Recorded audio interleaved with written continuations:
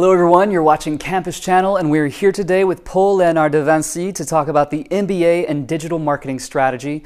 The program manager, Marie Hekel-Elizabeth, is here waiting for your questions, but first, we're going to start with the pitch.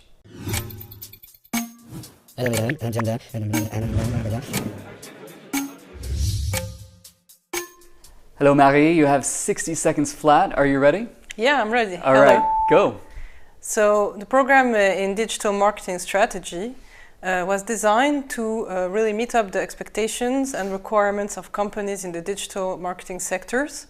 And we have professors that are professionals in the field and practitioners. And basically the whole idea is to, for example, for the students to participate in digital marketing campaigns, in advertising campaigns, to work on real cases provided by companies. So basically we want both theoretical and practical skills for the students. Yeah. All right, you have about 20 seconds left. You want to keep telling us more? Yes, definitely. So this year we're collaborating with the company Altron for the MBA dissertation of the students. So we also have this innovation dimension that is really a strong dimension in our program. Yeah. All right, that's time right there. So we're going to move on to the face-to-face. Please remember to keep sending us your questions. They're going to show up right there. So let's take the first one. Marie, will you read this, please? What are the MOOCs we follow in the curriculum and what school organizes them? So for next year, we're thinking about making the student take on several MOOCs. These MOOCs will be more recommended and not mandatory, but the whole idea is that there are very good MOOCs on Coursera that are complementary to ours, specifically on data analytics and big data and on data visualization, and also on digital marketing, so they provide a very interesting insight. So are there any bonus points or extra credit for taking these MOOCs alongside the core curriculum? If the student take these MOOCs, of course we will be considering to add more points in the classes that cover similar topics or complementary topics, but they would have to provide the certificate of, and show that they have been successful in achieving this class. Which they get once they complete the MOOC, is that right? Exactly. Okay. Yeah. All right, let's take this next question here. What are the most competitive internship offers the school has available for students? Well, basically, there is the forum for companies. This forum is taking place usually around November. And what happens is that there are huge companies that will be on in school, and the students can meet up these companies and discuss, exchange with potential recruiters, and they also have a list of offers that are available for their internships.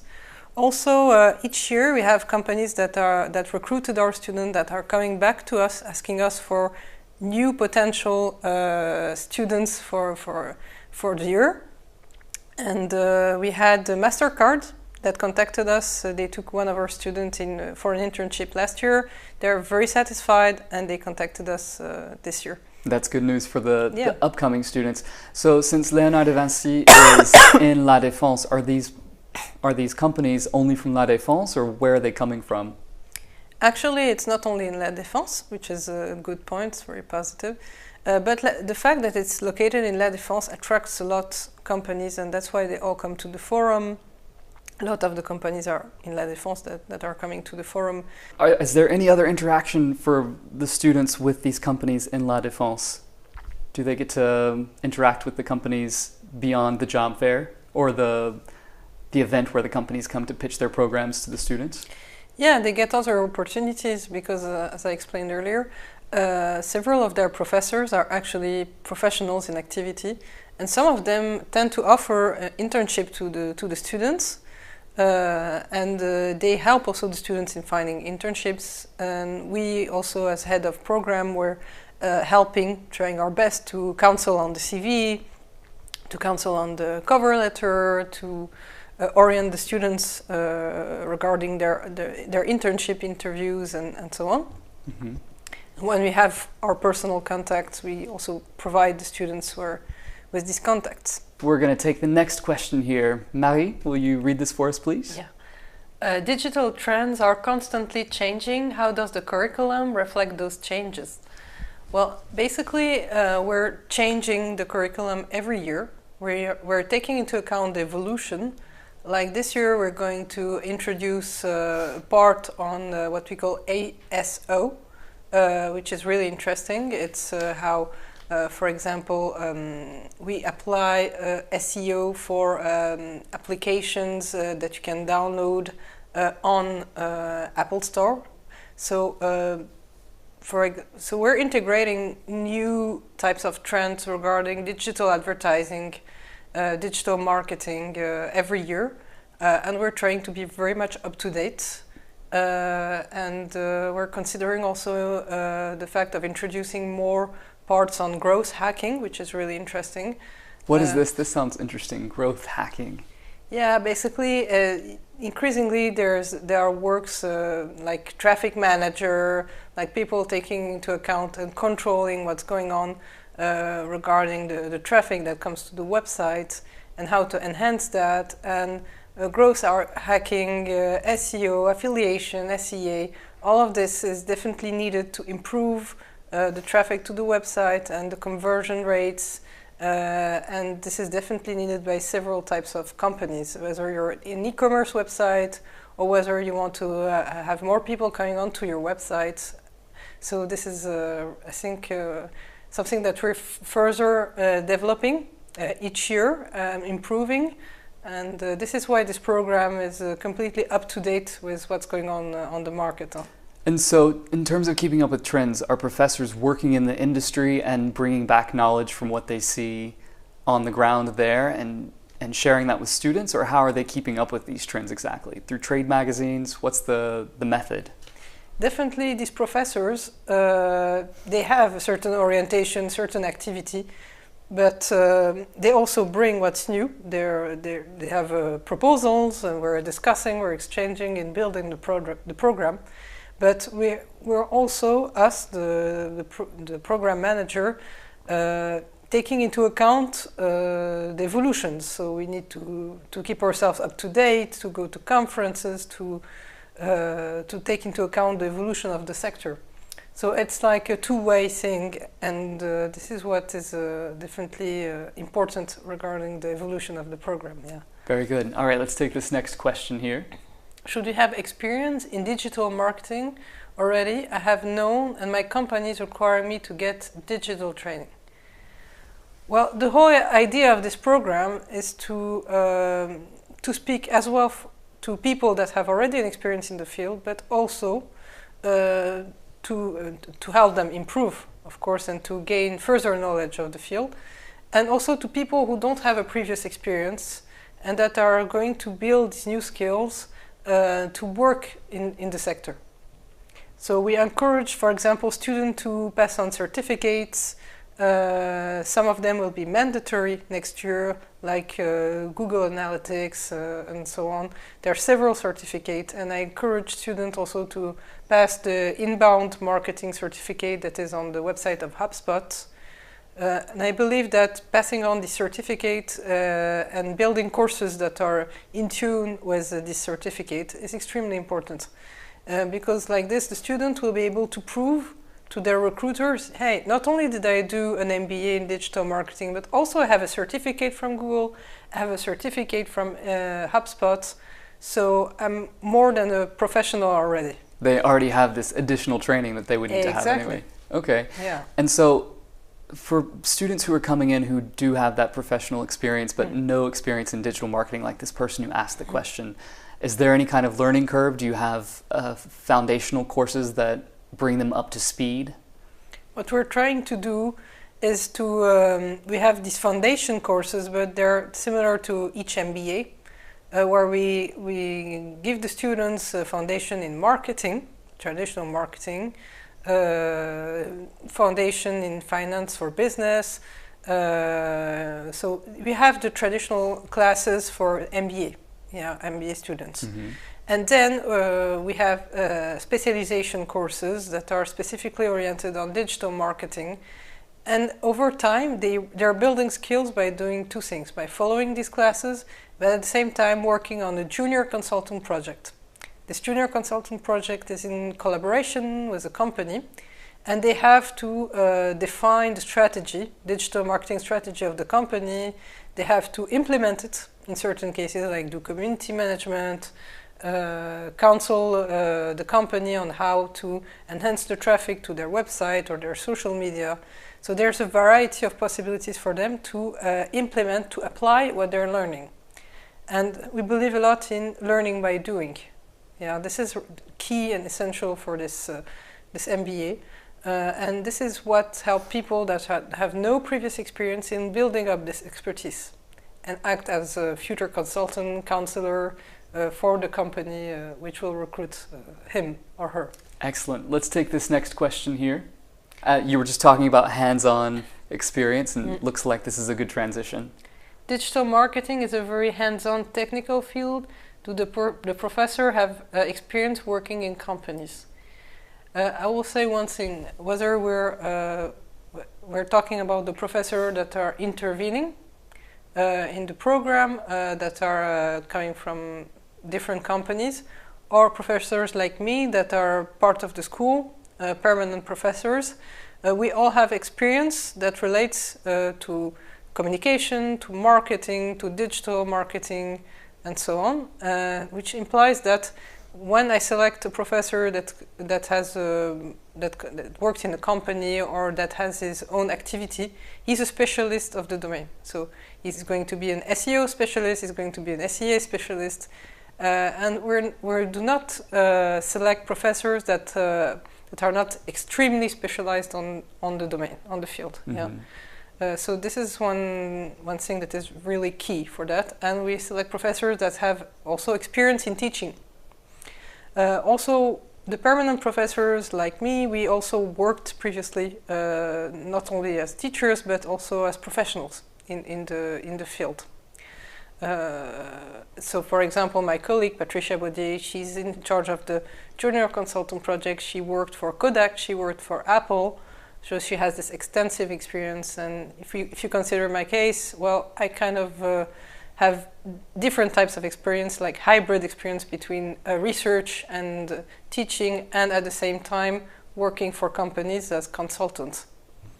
And I collaborated with companies like Groupe Seb, La Poste, Danone, and Solocal, Groupe Solocal, during the time of my PhD, because I was not only doing my PhD, but I was also working as a researcher and counselor for these companies. So it's a very hybrid mix of professional experience in the field as well as academic research that you're offering students. Exactly. From the faculty. Exactly. All right, let's take this next question here. What kind of business cases do we get to work on? I will be very specific about this. There's a mix of Harvard business cases because we believe that these cases are extremely well written and are really interesting for MBA students. So when they're going to integrate the MBA, they will be working during the first weeks on the Harvard business case. We also provide students with real cases that companies are going to present to them. And there are also different types of challenge they're going to take on, like Studica challenge, Agorize, now they changed their name.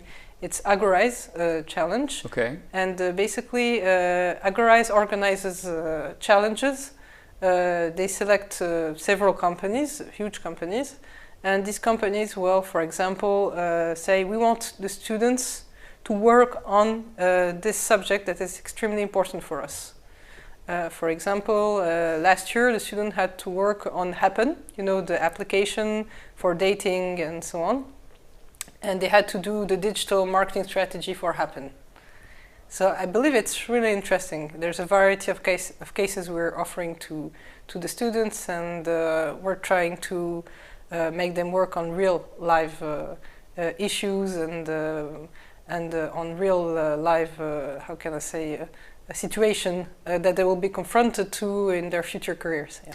So This Happen project sounds very interesting. It sounds like it was a lot of fun for students because I'm sure some of them were users of the application. What did they end up coming up with for the marketing of this particular application? Well, it was very fun. I mean, they had to do videos, so they made very funny videos. They also did presentations. We worked with them on their presentation skills as well. So basically, I think it was really challenging and fun for them. Yeah. All right, we're going to take a quick break because it's time for 3 words max. Okay. Our guest has 3 words to describe her program, and she gets 1 phrase for each word to explain why she chose that word. So, Marie, what is our first word? Well, digital, because for me this program is really focusing on digital trends, marketing, communication, advertising, so we're all digital here, yeah. Okay, I expect nothing less since it's an MBA in digital marketing. Pretty much. And word number 2?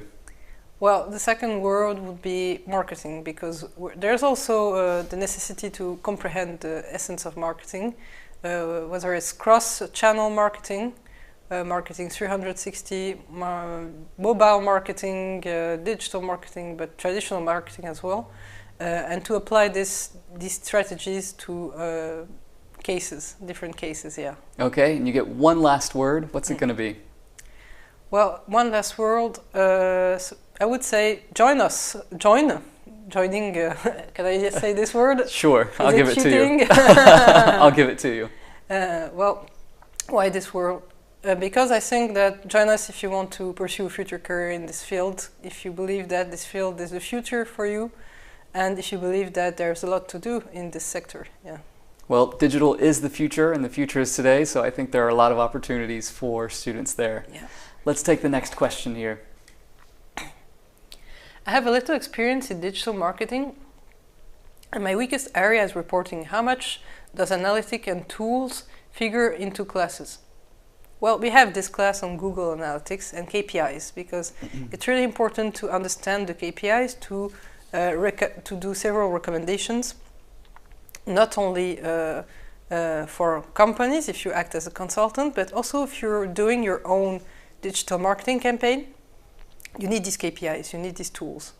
So this is a huge part of the program. We're really focusing on that, yeah.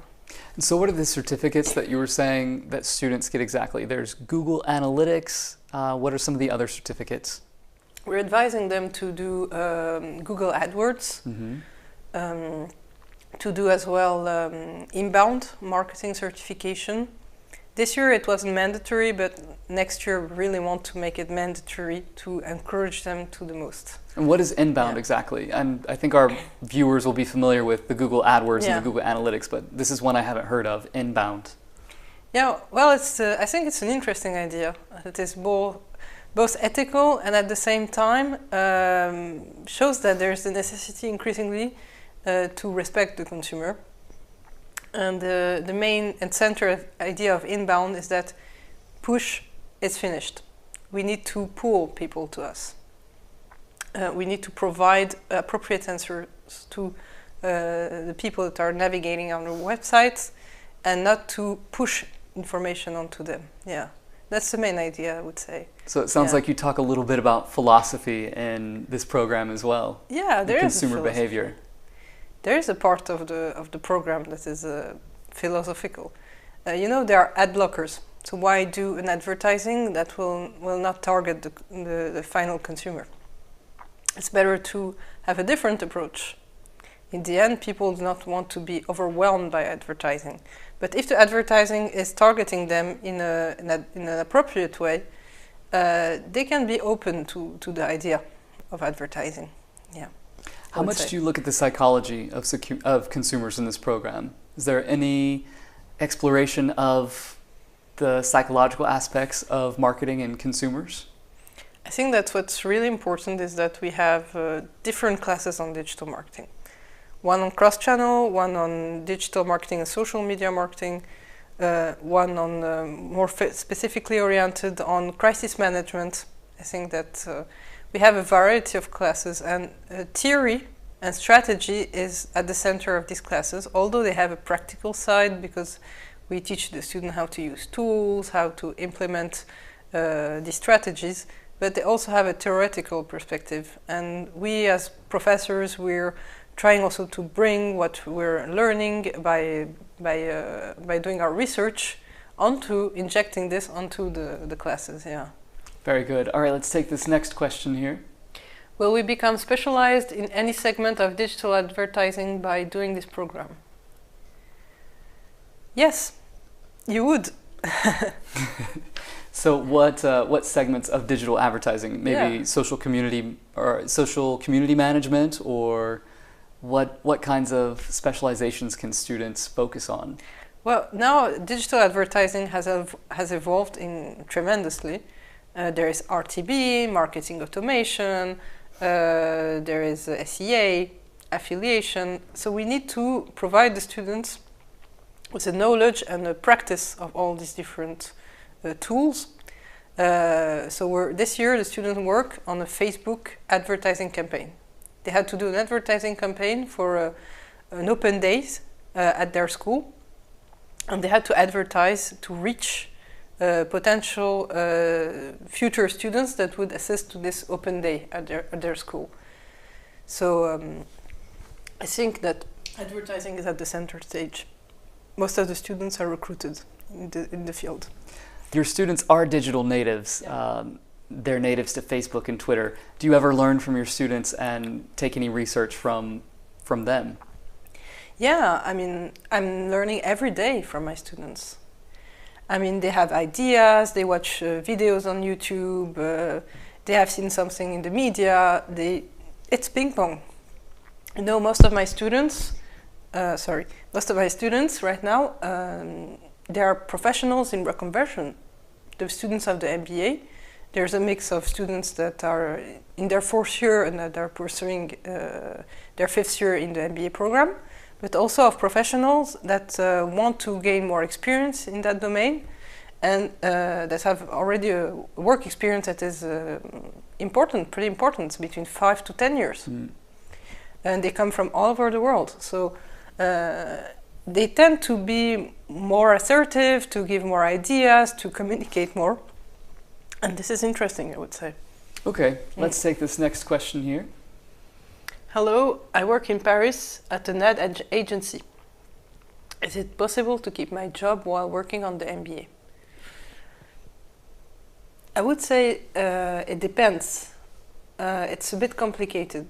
If his job in his job they accept that he does it takes 6 months, and he finishes the program, and then he goes on to work to go back to his work with this new experience.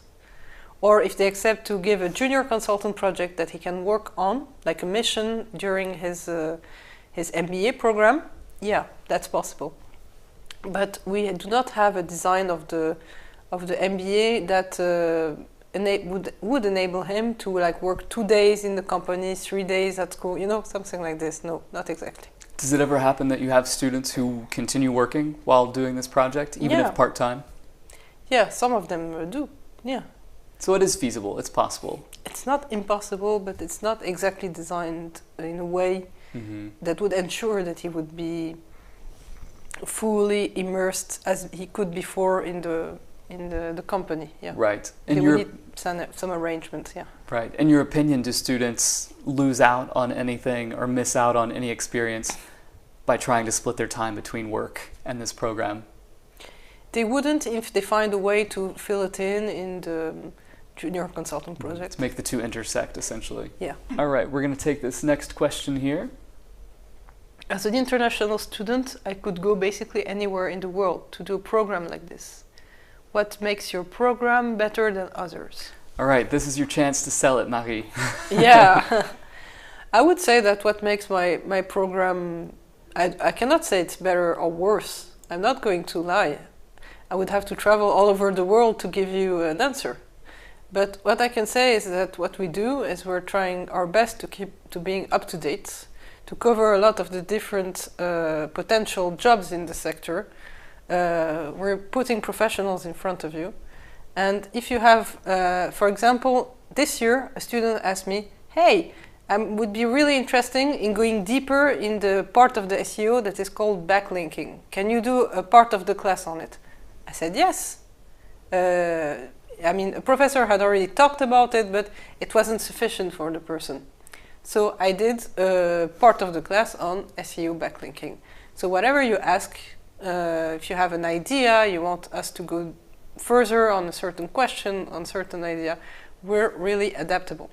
We adapt to the student. You're very receptive. Yeah. Well, you're not going to be traveling the world, and you can't say it's necessarily the best, but I do like that you're very confident in what you're offering students. Pretty much. I've been doing this for 3 years, and before that I have an extensive work experience only on the digital marketing sector.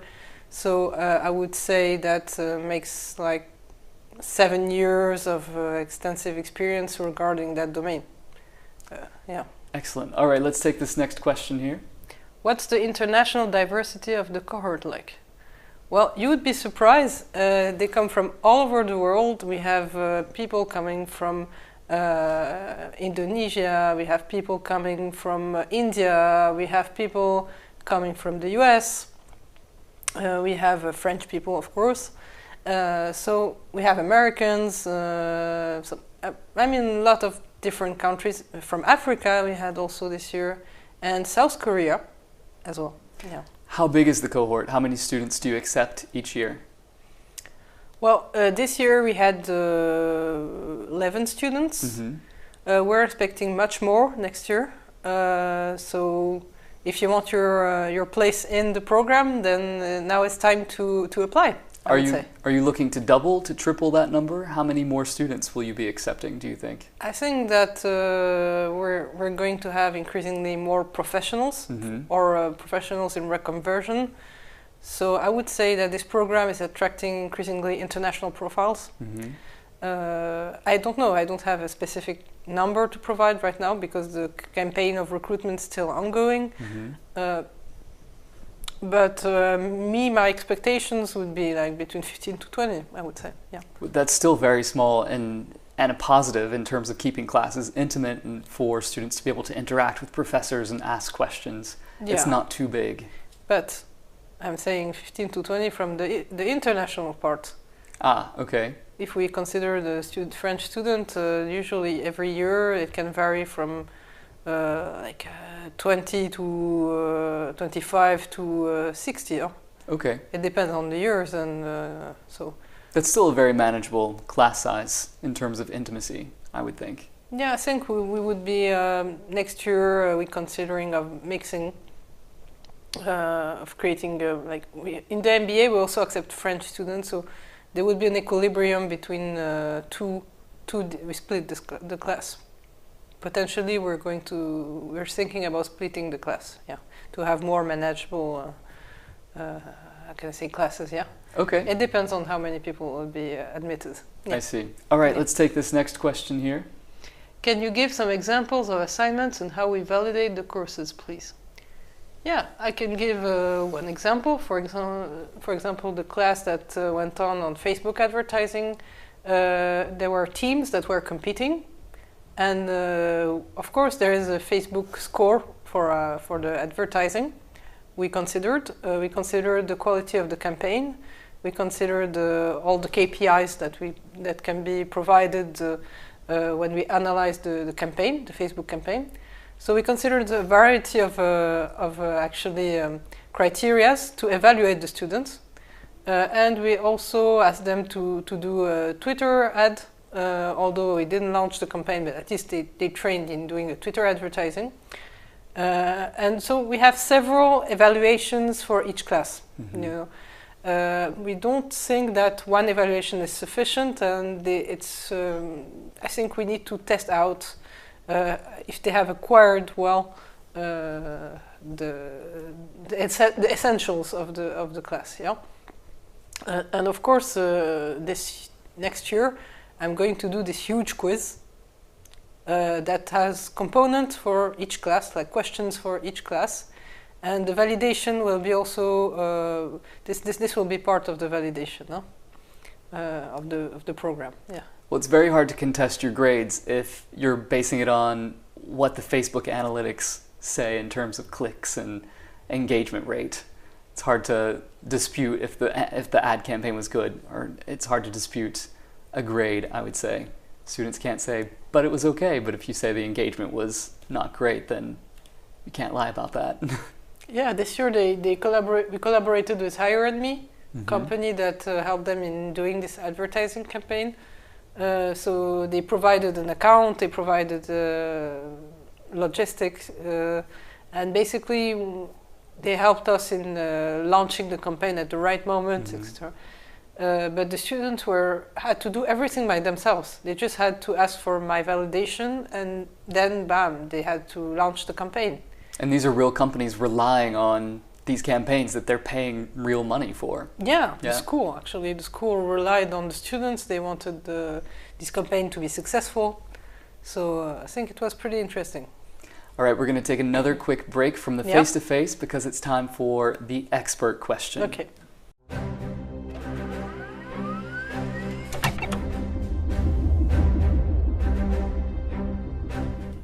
All right, your expert question is right here, Marie. Okay. In digital and online marketing, what do you think will be the biggest trends over the next 10 years, and how do marketers need to prepare for them? I think I know what you might say, but I'm curious. Go ahead. Okay. Well, since there is an expansion of digital advertising, there are many types of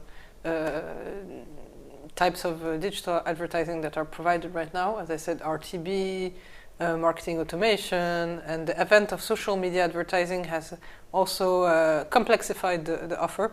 I would say that we would need to go back to what we call organic and work better on content marketing.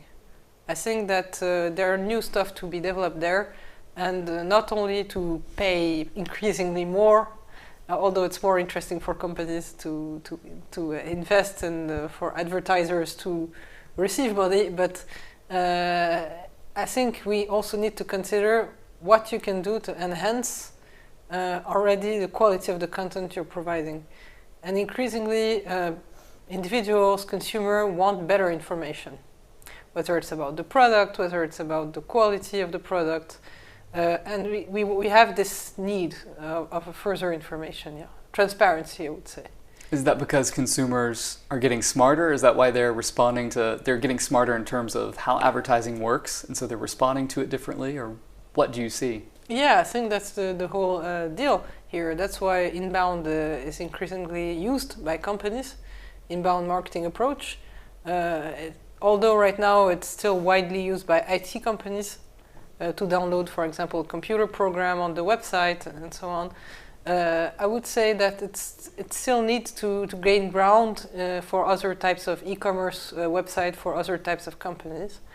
And the whole deal is that how to build a better customer experience and how to enhance this experience.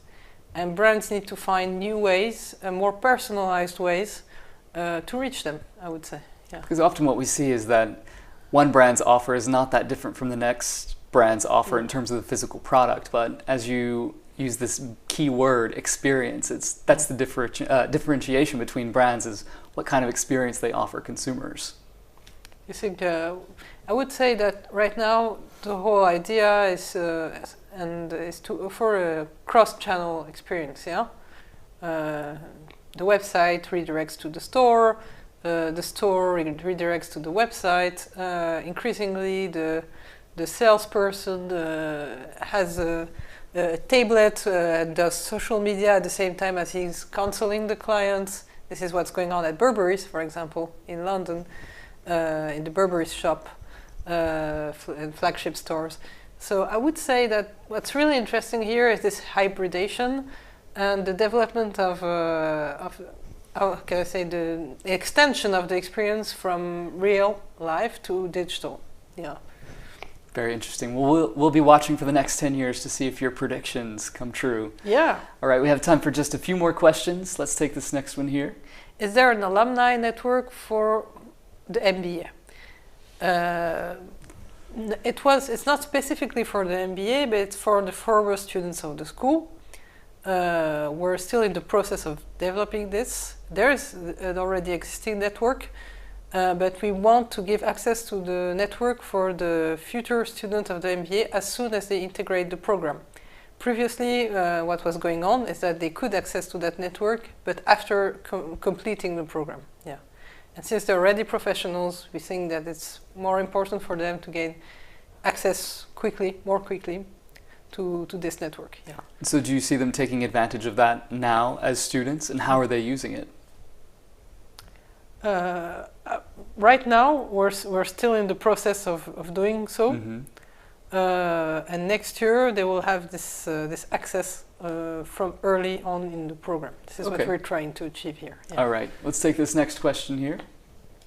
I would really like to launch my own consulting firm when I finish. Does the school have any kind of support for entrepreneurs? Well, I would say yes. We have an incubator in the school. We also, as professors, counsel the student if they have for example, the need, the will to do a junior consultant project on their own company that they want to develop. We're more than willing to help them, counsel them in establishing this, and they will do their whole consulting project on their company with collaboration, of course, to launch it of students. So is it feasible for students to become consultants right out of school and have their own agencies consulting in digital marketing and advertising? Yeah, at the same time as they're doing the program. So even before then, at what point in the program do you think they're at a level where they can start launching those initiatives? Well, this year we had two students, Madeline and Joseph. These two students, they already work for themselves as independent, and they worked on their own project during the MBA. So Joey was launching his own activity in Paris since he relocated in Paris, and Madeline, she worked on her website with the students to enhance it, to improve it, and she worked on different projects that she had for her clients at the same time as she was doing the MBA. So this is very open to such initiatives, I would say. Yeah. Very good. Let's take this next question here. Being in La Défense, do we get access to companies? Do we visit any? Well, each year we have conferences of companies that are coming onto the Pôle Léonard de Vinci. And basically this year we had a conference of the group So Local. So yes, they would gain a primary access to the companies, but are there any visits organized? This year we did not have specifically visit organized, but since they gained access to these conferences, and there's a lot of conferences on the Pôle Léonard de Vinci, then it's still as interesting as visiting the company itself, I would say. Yeah. Very good. Well, that was our very last question. Okay. I'm going to give you a moment to leave us with the last word. So anything that you would like to add to wrap up before we go? Yeah, what I would like to add as a wrap-up is definitely do not hesitate to contact us for, go on the website, visit our website for further information about the program, the EMLV website, MBA in Digital Marketing Strategy, you'll find us. And we're very open, and we answer very quickly to the questions, so do not hesitate. Very good. Thank you for coming in today, Marie. And thank you for watching. We'll see you again very soon right here on Campus Channel.